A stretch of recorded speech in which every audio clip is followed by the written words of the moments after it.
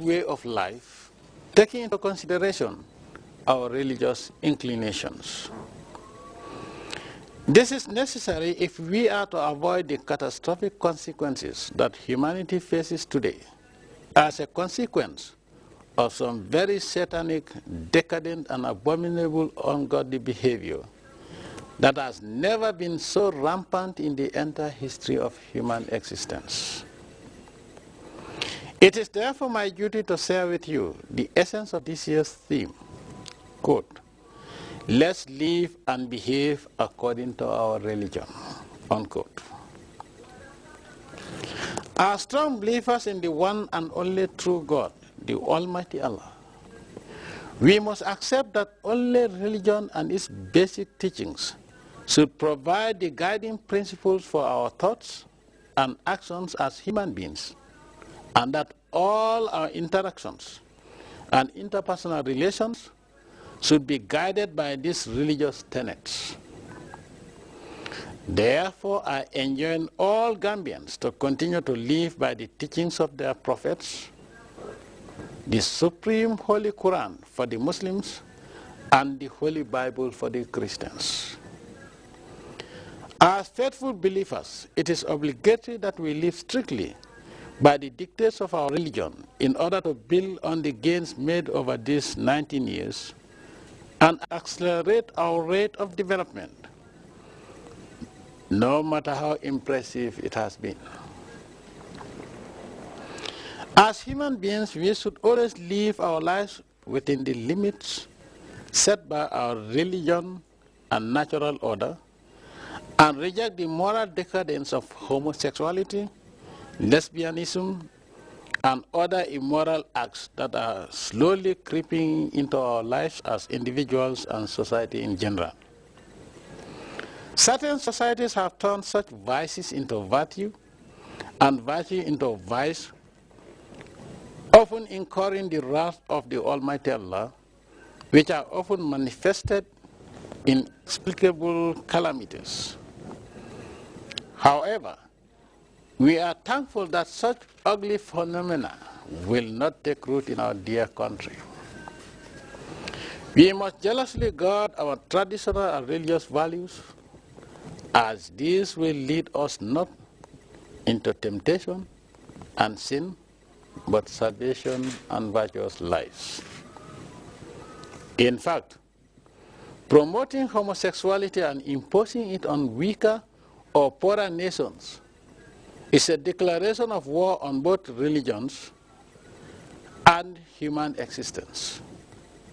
For Muslims, this is a declaration of war on Islam, a declaration of war against Allah, a declaration of war on human existence, for which every true believer must be ready to lay down your life to defend Islam, fighting the cause of Allah, and defend human existence.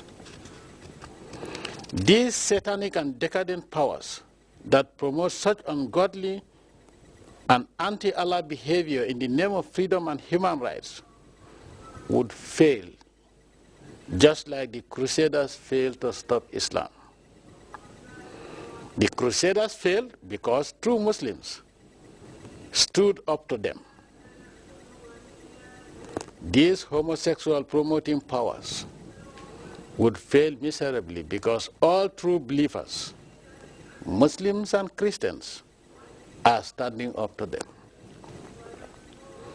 I will use this occasion and in the spirit of Ramadan to commiserate with our Muslim brothers and sisters around the world, whose countries have been plunged into chaos, often instigated by bigger non-Muslim countries, seeking to impose their evil and anti-Islamic will on Allah-fearing, independent-minded people and countries.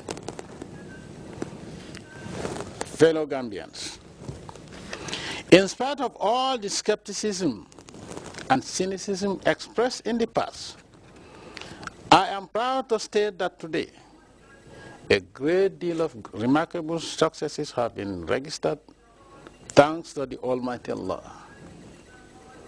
19 solid years of uninterrupted rapid socioeconomic development in a region saddled with economic uncertainty and senseless conflict provides a huge platform for us to declare that we as Allah-worshipping Gambians are able to achieve this only by the will and blessings of the Almighty Allah.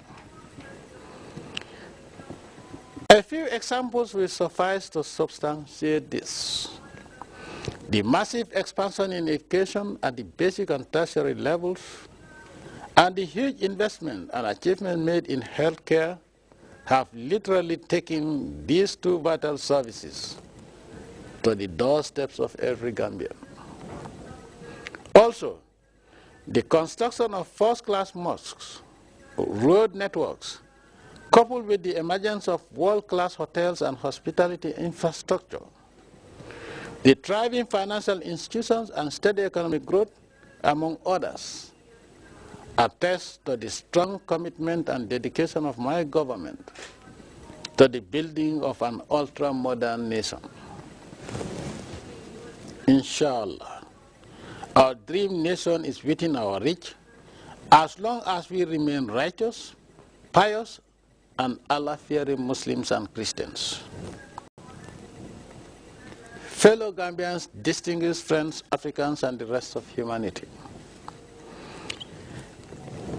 let me reassure you again that my government will continue to pursue the economic and fiscal policies which underpin our rapid development and have for the past 19 years made our economy successful and resilient to international economic shocks and global financial difficulties. So far, our remarkable feat in economic management makes it possible to transform the Gambia into an economic superpower where anyone can attain the highest living standards in the world if he or she makes such effort. Fellow Gambians, distinguished friends, Africans, and the rest of humanity, during these 19 years, the translation of the Gambia's attainment of independence into positive development